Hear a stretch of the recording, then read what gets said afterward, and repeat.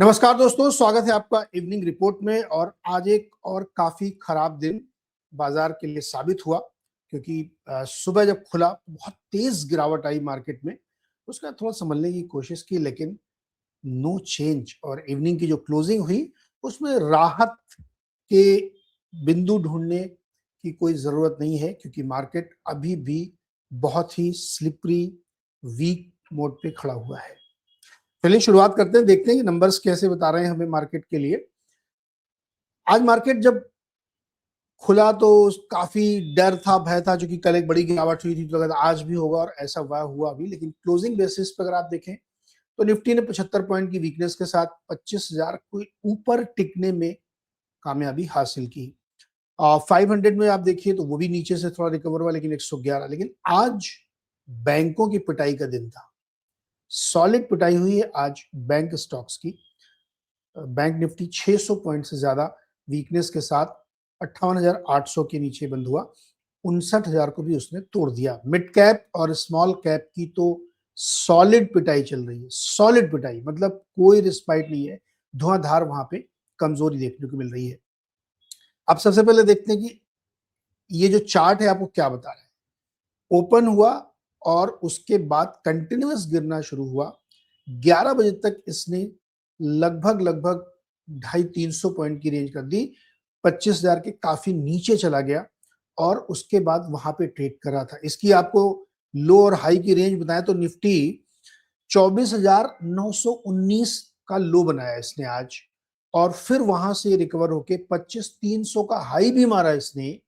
यानी लगभग 380 पॉइंट की रेंज इसने बनाई हाई और लो में, और फिर जाके इसने क्लोजिंग दी है। तो इतनी बड़ी रेंज में आज उठा पटक हुई है, यानी जिसको कहते हैं ना, धोबी पाट था, यहाँ पे पटक पटक के स्टॉक को तोड़ रहे थे और वो साफ दिख रहा था। कल को आप कह सकते हैं कि एक्सपायरी का दिन था, लेकिन आज नॉर्मल डे था। लेकिन जिस तरह की वोलेटिलिटी मार्केट में थी, बहुत ही चैलेंजिंग डे आज के लिए था। बैंक निफ्टी को आप देखेंगे तो उसने 58,278 का लो बनाया है, और उसके बाद 59,447 का उसने हाई बनाया है, और फिर वो बंद हुआ जाके 58,000 के ऊपर थोड़ा सा, जो कि ये साफ दिख रहा है कि वहां पे भी जो रिकवरी आई है उसमें भी कोई खास दम नहीं है। ये आज का मंजर था मार्केट का। कल हमने डिस्कस किया, रोज सुबह हम आपसे डिस्कस करते हैं कि इस समय आपको मार्केट में बचना है। ये जो आंधी कटाई छड़ाई चल रही, इसमें अगर आप फंस गए तो आपके लिए मुश्किल हो सकती है। तो लगातार अगर आप हमारे शो से जुड़े हुए हैं तो नो डाउट कि आप अहेड ऑफ द कर्व हैं, क्योंकि मैं टीवी चैनलों की तरह केवल पॉजिटिव बातें नहीं करता हूं। जो सामने दिखेगा मैं वही बताऊंगा, और मैं पिछले एक हफ्ते से आपको लगातार ये कह रहा हूं कि मार्केट बहुत वीक विकेट पे खड़ा हुआ है। कल शाम को भी यही बताया था, आज सुबह भी यही बताया। अब यहाँ पे क्या हो रहा है मार्केट में, चलिए इसको डीप डाइव करते हैं। अब जब आप इसको देखेंगे तो ये आपको बैंक निफ्टी का चार्ट आज मैं लेके आया हूं। बैंक निफ्टी का चार्ट आप देखिए, ये वीकेस्ट था, सबसे कमजोर था। यहाँ पे आपको याद होगा गिरा है। ये इंट्राडे आपको चार्ट में आपको यहाँ पे दिखा रहा हूं किस तरीके से गिरा, रिकवर किया और फिर गिरा। ये उतना रिकवर नहीं कर पाया जितना निफ्टी ने किया, इसलिए आप बैंक निफ्टी में ज्यादा कमजोरी देख रहे थे। क्योंकि बैंक के भी आप देखें कंट्रीब्यूटर्स में तो बड़े स्टॉक्स में काफी तगड़ी गिरावट देखने को मिली है। अब ये आपके सामने ड्रैगर्स और पुलर्स हैं। किसने मार्केट को संभालने की कोशिश की? तो इटर्नल ने, उसके नतीजे आने वाले हैं। आरआईएल आज सेवर बना। आरआईएल में भी शुरुआत में अच्छी खासी गिरावट आई थी, लेकिन उसने रिकवरी की और ग्रीन में गया। तो वहां पे 17 पॉइंट का उसने कंट्रीब्यूशन दिया रिकवरी में, लेकिन वो काम नहीं आया। टीसीएस, अल्ट्राटेक, ये 2-2, 4-4 पॉइंट से कुछ होने वाला नहीं था। अब आप देखिए अपने राइट साइड में ड्रैगर्स कौन सी थी। आईसीआईसीआई बैंक 39 पॉइंट की वीकनेस उसने अकेले कंट्रीब्यूट की। एचडीएफसी बैंक 37 पॉइंट की वीकनेस उसने कंट्रीब्यूट की है। एल एन टी 11 पॉइंट की। एसबीआई, एक्सिस बैंक, बीएल, यानी बैंक्स ने आज मार्केट को ओवरऑल नीचे खींचा, क्योंकि निफ्टी में भी इन्हीं बैंकों का अच्छा खासा वेटेज है। तो इसलिए आपको बैंक निफ्टी के साथ साथ निफ्टी भी अच्छी खासी गिरावट के साथ देखने को मिला। अब आते हैं एडवांस डिक्लाइन में। एडवांस डिक्लाइन की क्या तस्वीर बनी? 2030 देख के नंबर लगेगा बहुत बुरा नहीं है, ये नंबर बहुत बुरा है। आपको ऐसा लग सकता है कि 20 और 30 ये 50 में तो ठीक ठाक है, मतलब but actually this is a bad number. Nifty bank में आप देखिए 2 और 12, 14 में से 12 स्टॉक रेड में थे क्योंकि आज बैंकों की पिटाई का दिन था। निफ्टी 500 में 173 सामने 306, यानी लगभग दुगना आप मान लीजिए इसको, 340-45 बनता है, तो ऑलमोस्ट 1:2 का रेशियो यहाँ बनता है। और टोटल नंबर एनएससी का आप देखिए 1078 तेजी में, 2141 गिरावट में। मतलब क्या है इसका? मतलब इसका ये है कि जो आपने एक पैटर्न रीड करने की कोशिश करी है, लास्ट वीक से चल रहा है कि रोटेशन हो रहा है बड़े स्टॉक में। कल उन्होंने अक्रॉस द बोर्ड सेलिंग की थी, नीचे से भी पिटाई चालू थी, आज ऊपर वालों में रोटेशन था। आज बैंकों की पिटाई का दिन था। कल बैंक उतना नहीं पिटे थे, आज बैंक खूब पिटे हैं और आपके सामने तस्वीर दिख रही है, तो मार्केट को ड्रैग किया। क्या ये मानना चाहिए कि एफआईआईज बहुत ही स्ट्रेटेजिक सेलिंग कर रहे हैं?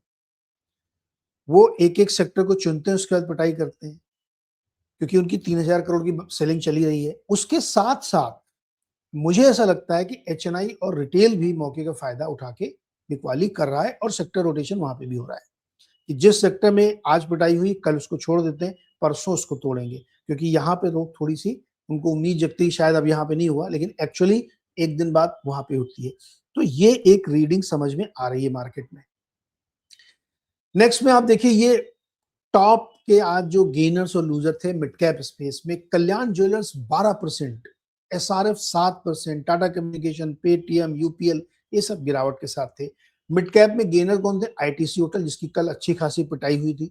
भारतीय हेक्सा, आईडीबीआई बैंक, उसमें खबरें आ रही हैं कि शायद वो बिड मंगा रहे हैं प्राइवेटाइजेशन के लिए। स्विग्गी, जोमेटो चल रहा था तो स्विग्गी में थोड़ी सी रौनक आई और डाबर हुआ। लेकिन इससे आगे की तस्वीर अब आप देखिए, मिड कैप और स्मॉल कैप में जो पिटाई हो रही है उसका ये सिर्फ जनवरी का आपको मैं नजारा दिखा रहा हूं। एक महीने में, अब मान लीजिए कि जनवरी का लगभग एक महीना, थोड़ा पीछे से ले लीजिएगा इसको, इसमें मैंने जनवरी लिखा है लेकिन आप 25 दिसंबर से ले लीजिए। 25 दिसंबर से आज तक की हालत ये है कि डिक्सन जैसा स्टॉक 21% गिर चुका है, अपार इंडस्ट्रीज 20% फॉल है, वारी, प्रीमियर, गोदरेज प्रॉपर्टीज, स्विग्गी आज थोड़ा सा ऊपर, लेकिन स्विग्गी एक्चुअली 19% नीचे है। फिर कल्याण ज्वेलर्स 18% गिर चुका है, आज सबसे ज्यादा गिरा, उसके बाद महीने भर में ये गिरा है। वोडा आइडिया, अडानी विल्मर एग्री, ट्यूब इन्वेस्टमेंट, एलएनटी टेक, सुजलॉन, भारी लंबी लिस्ट है जो ट्रेडर्स की फेवरेट होती थी। इसको डिकोड करिए। अब आप मॉर्निंग शो में जब बहुत विस्तार में हम आपके क्यूएनए के जवाब देते हैं तो उसमें ये सब चीजें आती हैं। जैसे मैंने आपसे बहुत बार कहा है कि जो सोलर वाली कंपनीज हैं, ये कमोडिटी बिजनेस है, यहाँ पे मार्जिन पूरी तरीके से पिटेगा। आप देखिए वारी और प्रीमियर क्या हाल हो रहा, 20-20% एक एक महीने में गिर रहे हैं।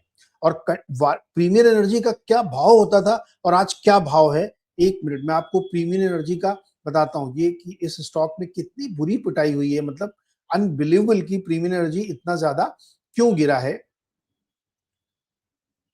प्रीमियर एनर्जी का स्टॉक आज है 711 रुपए पे, और इस स्टॉक को आप सिर्फ एक महीने पहले देखते तो ये स्टॉक 1100 रुपए का था। 1100 से सीधे फॉल आई है 719 रुपए पे। इस तरीके की पिटाई चली है, जबकि इन्होंने अभी काफी ऊपर के प्राइस पे क्यूआईपी भी किया था, जिसमें बड़े बड़े दिग्गज म्यूचुअल फंड ने बाइंग की थी। सो हर स्टॉक जो यहाँ गिर रहा है या मिड कैप में जहां पिटाई हो रही, उसकी अपनी एक स्टोरी है, उसको भी बीच बीच में समझिए आप, वो सामने दिख रहा है यहाँ पे। तो प्रॉपर्टी स्टॉक में अभी आगे और देखिए आपको तो समझ में आएगा। टॉप सेक्टर्स आज वाले कौन से थे? Capital goods, capital market, sorry capital market गिरा, कंज्यूमर ड्यूरेबल गिरा, डिफेंस में पिटाई लगातार चल रही है और पीएसयू बैंक भी आज गिरे। बट ये देखिए आप जनवरी में कौन से सेक्टर्स की धुलाई हुई? रियल एस्टेट 11%, ओबराय को देखिए, लोढ़ा को देखिए, गोदरेज को देखिए, जो भी प्रेस्टीज एस्टेट को देखिए, शोभा को देखिए, तमाम रियल एस्टेट स्टॉक्स जो थे, जो बहुत हाई सुपर रिच वैल्यूएशन पे चल रहे थे, उनकी पिटाई हुई, 11% इंडेक्स नीचे। टूरिज्म, जहां पे होटल वाले शेयर्स बहुत ज्यादा हैं, 8.5% नीचे। एफएमसीजी दिग्गज कंपनियों का इंडेक्स है, रेजिलियंट है, जीएसटी का है, फिर भी कोई फर्क नहीं, 6% नीचे है। कंज्यूमर ड्यूरेबल 6%, हेल्थ केयर भी और फार्मा भी। आप अपोलो हॉस्पिटल का भाव देख लीजिए, 7,000 के नीचे ट्रेड कर रहा है। तो हेल्थ केयर, फार्मा, कोई ऐसा सेक्टर जो फेवरेट था, स्ट्रॉन्ग दिख रहा था खास तौर पे, वो बचा नहीं। और ये टॉप लूजर्स हैं जनवरी के, कि जनवरी के महीने में इनमें किस तरह से पिटाई हुई है। अब आप देखिए कि एफआईआई और डीआई क्या कर रहे हैं। मैं ये लगातार आपको रोज डेटा दिखाता हूं, एक एक दिन का ऐड करके। ये 20 जनवरी यानी कल तक का डेटा, आज का डेटा भी हमारे पास आया नहीं है। कल भी उन्होंने 3,000 करोड़ बेचा। 32,000 करोड़ की सेलिंग जनवरी में हो चुकी है। आज 21 तारीख है, अभी 22 की ट्रेडिंग है, 23 की है। उसके बाद 27 की होगी, 28 की होगी, 29 की होगी और 30 की होगी। 4 दिन उधर और 3 ये, 7 ट्रेडिंग सेशन अभी और बाकी हैं। 32,000 करोड़ ऑलरेडी सेल हो चुका है। 40 भी हो जाए तो कोई आश्चर्य नहीं होना चाहिए आपको। अगर 3-3 हजार रोज बेचेंगे तो 20,000 करोड़ जुड़ेंगे, लेकिन चलो मैं 10 जोड़ता हूँ, 42,000 करोड़ तो सेलिंग ही करेंगे। सामने आपके डीआईस खरीद रहा है, लेकिन उतनी भयानक बाइंग नहीं हो रही है जो उसको सपोर्ट दे सके, इसलिए मार्केट में पिटाई चल रही है। तो एफआई का नंबर्स आपको दिख रहा है। अब ये आता है आपका सबसे फेवरेट सेगमेंट, भाई गोल्ड ने तो मतलब सुनहरी दौड़ जिसको कहते हैं, आंखें आपकी चौंधिया गई होंगी। $5,000 के करीब पहुंच गया है।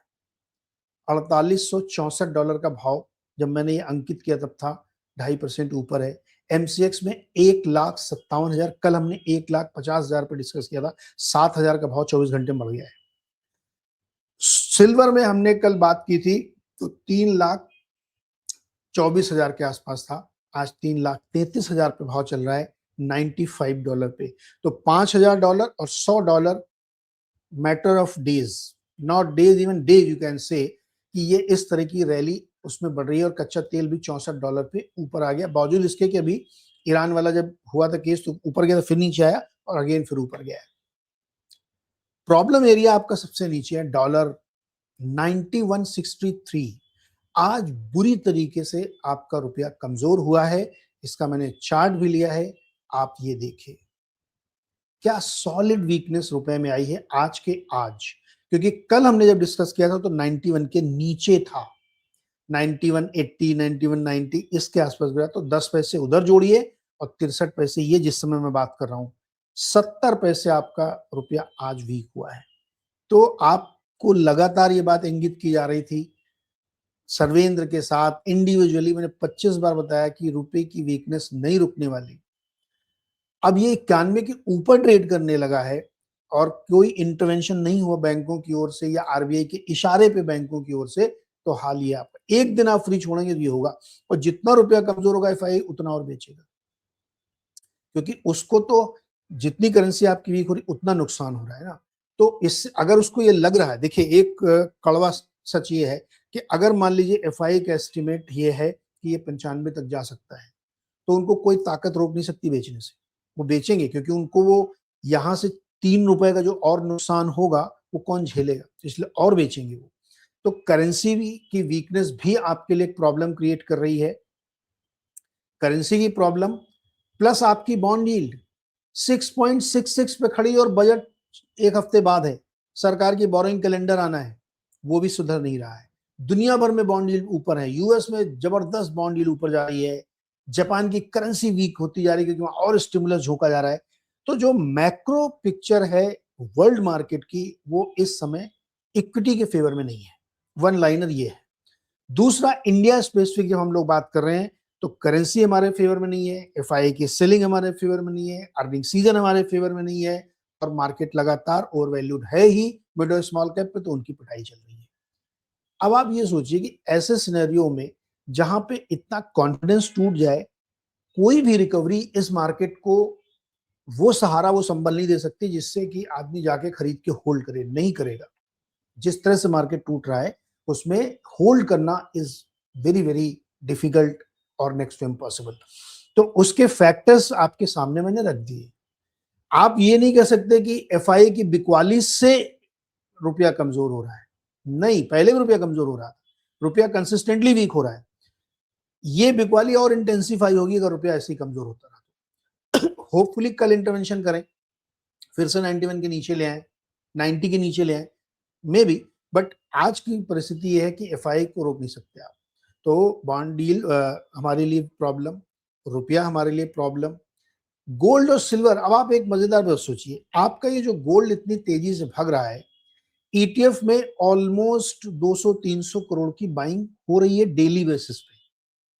ETF का रूल है कि जितना आप ETF खरीदेंगे गोल्ड का या सिल्वर का, उसके अंडरलाइंग एसेट उनको उतनी बैक करके रखनी पड़ेगी, उनके पास होना चाहिए उतना, क्योंकि नई यूनिट अगर जारी करेंगे तो उतना गोल्ड चाहिए। अब अगर गोल्ड इतना ऊपर जा रहा है तो गोल्ड खरीदने के लिए डॉलर चाहिए, अगेन आपकी करेंसी वीक होगी। आप यहां से आगे जब एग्जिम डेटा हम लोग देखेंगे तो एक्सपोर्ट इंपोर्ट वाले में उसमें देखेंगे गोल्ड कितना इंपोर्ट हुआ है। तो आपके लिए मल्टीपल फैक्टर इक्विटी के अगेंस्ट खड़े हैं, इक्विटी के सपोर्ट में कोई फैक्टर नहीं है। एक फैक्टर जिसकी उम्मीद थी वो थी अर्निंग, जो कि बहुत खराब आ रही है इस क्वार्टर में, तो वो भी नहीं है। तो अभी इक्विटी का खेवनहार तारनहार कोई दिख नहीं रहा है, सब उसके अगेंस्ट दिख रहे हैं। मेटल की रैली उसके अगेंस्ट में, डॉलर की वीक स्ट्रेंथ अगेंस्ट आईएनआर उसके अगेंस्ट में, बॉन्ड यील्ड उसके अगेंस्ट में, अर्निंग सीजन उसके अगेंस्ट में, और जो बजट आने वाला उसमें सरकार क्या करेगी हमें नहीं पता, और कोई विजिबिलिटी नहीं कि क्या अच्छा कर सकती है वो, क्योंकि बहुत सारी चीजें ऑलरेडी वो कर चुके हैं। ट्रेड डील दिख ही नहीं रही कि कब होगी, नहीं होगी, कैसे होगी, गॉड नोज। सो कुल मिला के जो आज की तस्वीर मार्केट की बस दोस्तों बन रही है, वो तस्वीर ये बन रही है कि मार्केट एक स्लिपरी ग्राउंड पे खड़ा है, काफी वीक स्थिति में मार्केट है, और ऐसा साफ साफ लग रहा है कि इस समय सेल ऑन राइज का मार्केट है। सो टेक अवे ये है कि आप पहली बात तो, अगर जो कल भी मैंने कहा था, सुबह भी कहा था, शाम को रोज रिपीट करो, अगर आप इन्वेस्टर हैं तो प्लीज बजट तक कुछ मत करिए, आप मजे लीजिए, फिल्म देखिए, टाइम पास करिए। ट्रेडर हैं अगर आप, और आप बहुत होशियार ट्रेडर हैं, तो ही अपने हाथ आजमाइएगा, वरना जिस तरह की वॉलेटिलिटी है ना, कि मार्केट 300 पॉइंट नीचे हो फिर 200 पॉइंट की recovery, that is not for you. ये एल्गो ट्रेडर्स के लिए, मशीन ट्रेडर्स के लिए आपके लिए नहीं है।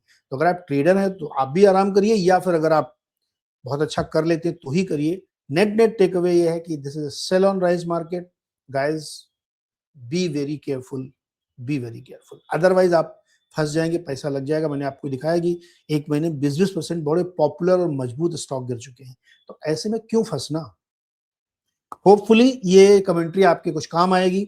अगर आपको काम आ रही तो कमेंट करके हमें जरूर बताइएगा, अपने दोस्तों के साथ शेयर करिए, और हमें कमेंट करके बताइए कि क्या चीजें आपको अच्छी लग रही हैं, क्या बुरी लग रही हैं, और क्या और हम इसमें ऐड करें जिससे आपको और हेल्प हो सके। अपने दोस्तों के साथ इसको शेयर करिए और चैनल को सब्सक्राइब करिए, क्योंकि वो हमको और ज्यादा उत्साहित करता है कि नई नई चीजें हम आपके साथ लेके आए। Thank you so much. कल सुबह फिर मिलेंगे 6:55 पर।